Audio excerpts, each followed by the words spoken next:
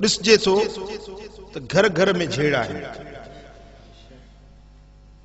ज़ाल पंहिंजे लेखे रुठी वेठी आहे, मुड़ुस पंहिंजे लेखे कावड़ियो वेठो आहे। ॿारनि जो मुंहुं पंहिंजो, काॾे मुंहुं मरियम जो, काॾे टंडो अलाया।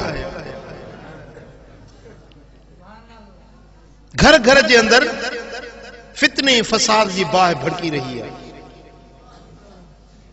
इन जो सबब इहो आहे जो असां पंहिंजे सुहिणे लजपाल नबी जे तरीक़े खे छॾे ॾिनो।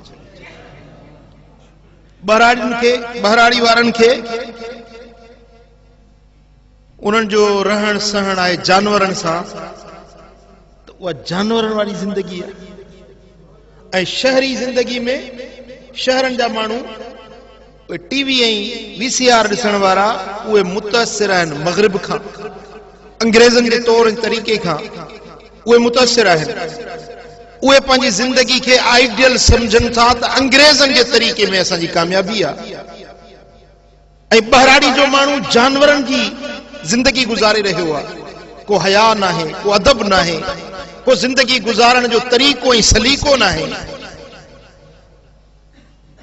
जे बहराड़ी में ॾिसजे थो त ऊंदहिया, वरी जे शहरनि में ॾिसजे थो त बूंदहिया।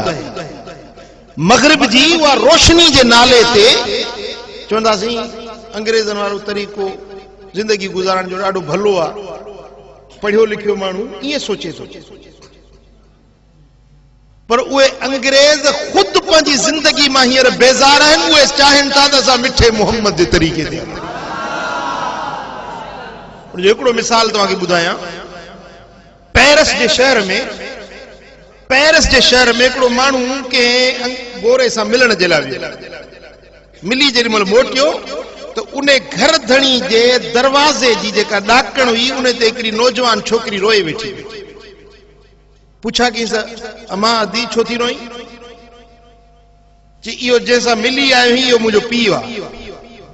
जेको घर धणी जंहिंसां मिली आयो हुई इहो मुंहिंजो पीउ आहे। इन खां घुरियो अथमि त इहा जॻहि मूंखे मसवाड़ ते ॾे। न्याणी थी चवे त मूं पंहिंजे पीउ खां जॻहि मसवाड़ ते घुरी आहे, मूंखे मसवाड़ ते कोन ॾिनी अथई।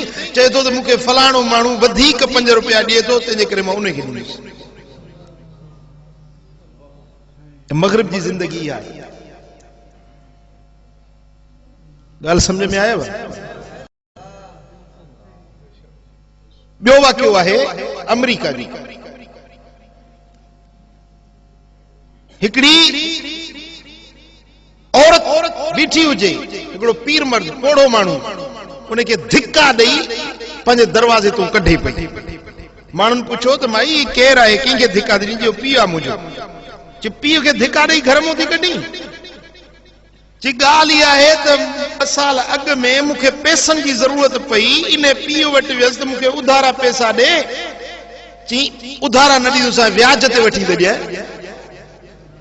पोइ मूर बि भराई, व्याज बि वरितई, व्याज ते व्याज बि वरितई। इन पीउ मुंहिंजे हाणे मोहताज थी मूं वटि आयो, मां छो घर में रहण ॾियां?